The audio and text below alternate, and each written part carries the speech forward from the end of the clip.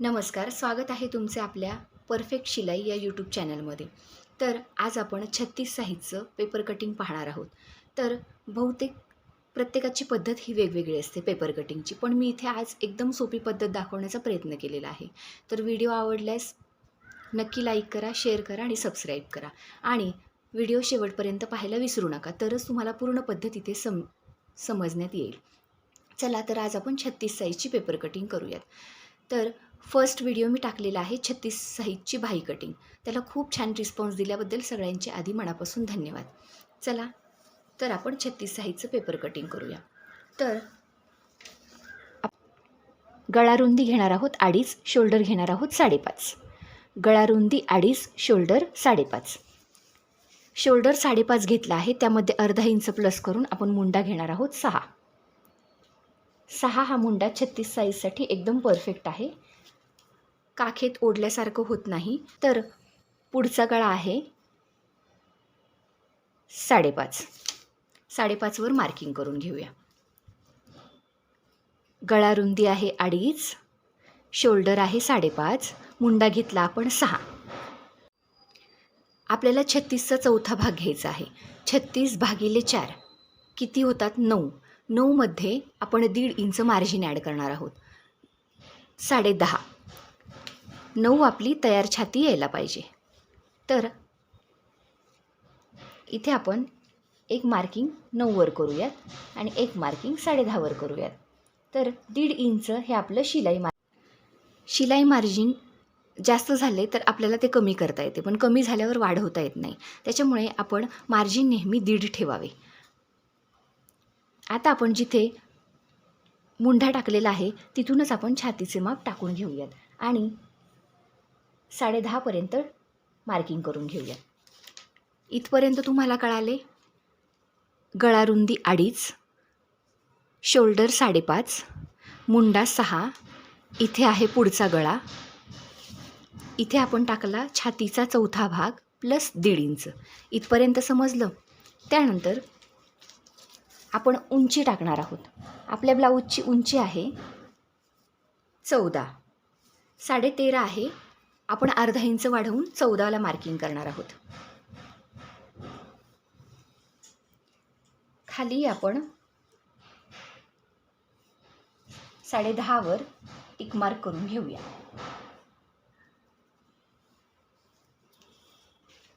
आणि जिथे आपण छातीची टिक मार्क केलेली आहे तिथून सरळ रेगा खाली ओढून घेऊयात. इथपर्यंत कळाले?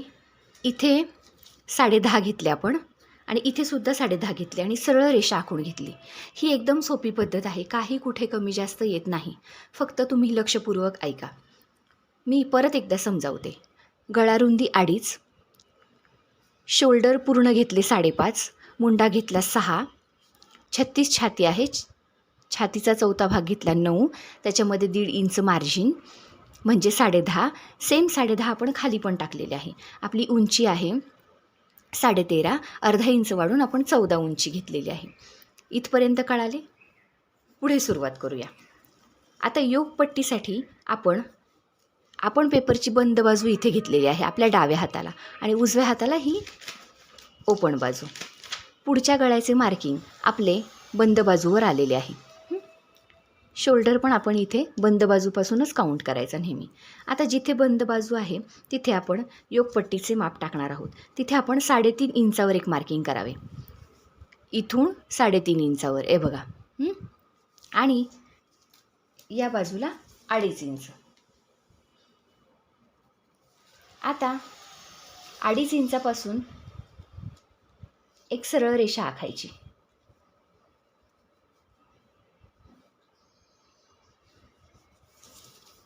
अडीच इंचापासून आपण एक सरळ रेषा आखली आणि जिथे 3.5 इंचाचं मार्किंग केलं तिथून थोडासा आपल्याला असा तिरपा आकार देऊन घ्यायचा. इथून आपण थोडासा असा तिरपा आकार देऊन घेतला. इथपर्यंत लक्षात आले? आता पुढे हे झालं योगपट्टी. आता आपण पुढचा आणि मागचा मुंडा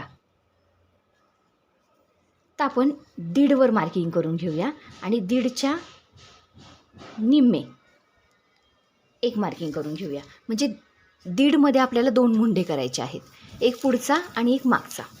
पुढचा मुंडा खोलगट असतो आणि मागचा मुंडा थोडा कमी खोलगट असतो. त्याला असे गोल शेप आपण देऊन घेऊया. ओके, इथपर्यंत कळाले. पुढच्या गळ्याचा आकार पण अंदाजे देऊन घेऊयात. साधारणतः अर्धा ते 1 इंचावर देऊन घ्यायचा. हा झाला पुढचा गळ्याचा आकार, हा आतला मुंडा, हा बाहेरचा मुंडा. आता आपण कटोरीची मार्किंग करूया. तर जिथे आपण गळा टाकलेला आहे पुढचा, तिथून वर अर्धा इंच आपण घेणार आहोत.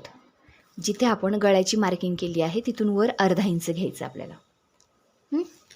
त्यानंतर हा आतला मुंडा आहे, तिथून आपण 2 इंच घ्यायचं. आतल्या मुंढ्यापासून तिरपं 2 इंच आपल्याला घ्यायचं आणि ह्या बाजूने आपल्याला 4 इंच घ्यायचं. कळालं? इथून आपल्याला गळ्याच्या वर अर्धा इंच, आतला जो मुंडा आहे तिथून 2 इंच आणि इथून आपल्याला 4 इंच, जिथे योगपट्टीचं आपण मार्किंग केलेलं आहे तिथून आपल्याला 4 इंच.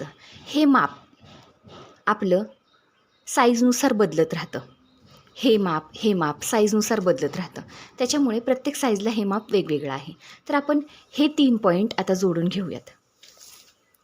हा पॉईंट आणि त्याच्यानंतर हा पॉईंट.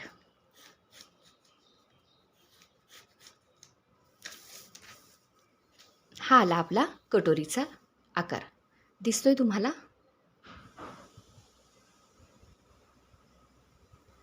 हा आला आपला कटोरीचा आकार.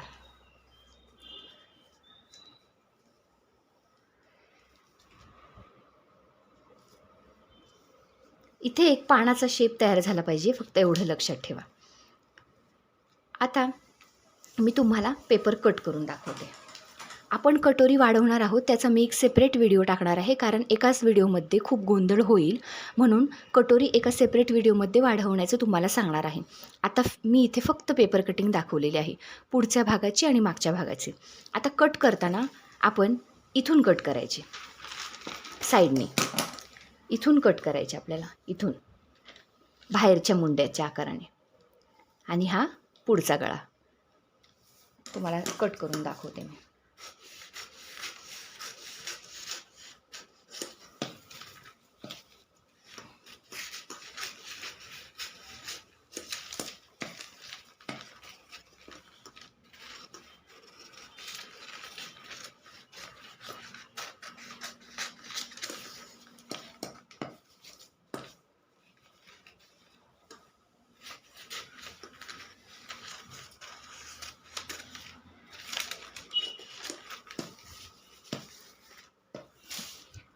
आता ह्या पेपरचे असे 2 भाग आहे. हा आहे पुढचा पार्ट, हा आहे मागचा.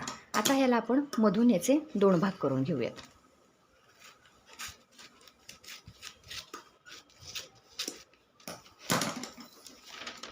आता हा मागचा भाग तयार झालेला आहे. मागचा गळा आहे 9.5. तर आपल्याला जसा गळा हवा असेल तसा आपण नंतर त्याला डिझाईन करून घेऊ शकतो. तर हा आपला मागचा भाग तयार आहे. आता हा कटोरीचा पुढचा भाग आहे. तर ही योगपट्टी कट करायची.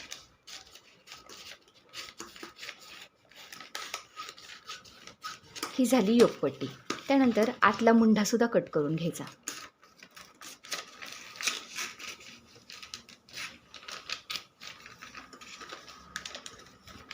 हा झाला आतला मुंडा आणि त्यानंतर कटोरी. हे असे पुढच्या भागाचे 3 पार्ट तयार होतात. ही कटोरी आणि ही योगपट्टी. आता ही कटोरी आपल्याला वाढवायची आहे. कारण का वाढवायची आहे ते सुद्धा सांगते. कारण आपण इथे कटोरीसाठी एक टक्स देणार आहोत. तो टक्स आल्यानंतर ही कटोरी लहान होते आणि ती आपल्याला बसत नाही, म्हणून आपण सगळीकडे 1.5 इंचांनी ही कटोरी वाढवतो. तर कटोरी कटिंगचा मी एक सेपरेट व्हिडिओ टाकणार आहे. तुमचे कन्फ्युजन होऊ नये म्हणून. तर हा व्हिडिओ कसा वाटला, शेवटपर्यंत तुम्ही पाहिला याबद्दल तुमचे खूप खूप धन्यवाद. चला तर भेटूया अशाच एका नवीन व्हिडिओमध्ये. तोपर्यंत बाय.